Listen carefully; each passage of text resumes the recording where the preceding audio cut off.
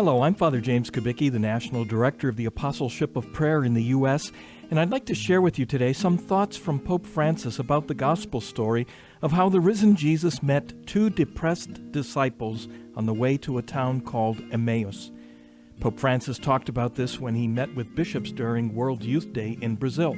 He said, "The two disciples have left Jerusalem. They are scandalized by the failure of the Messiah in whom they had hoped, and who now appeared utterly vanquished, humiliated, even after the third day."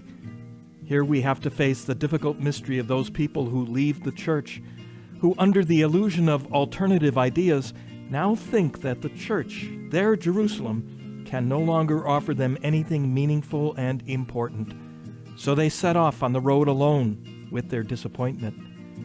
Perhaps the church appeared too weak, perhaps too distant from their needs, perhaps too poor to respond to their concerns, perhaps too cold, perhaps too caught up with itself. It is a fact that nowadays there are many people like the two disciples of Emmaus. Faced with this situation, what are we to do? We need a church unafraid of going forth into their night. We need a church capable of meeting them on their way. We need a church capable of entering into their conversation. We need a church able to dialogue with those disciples who, having left Jerusalem behind, are wandering aimlessly alone with their own disappointment, disillusioned by a Christianity now considered barren, fruitless soil, incapable of generating meaning.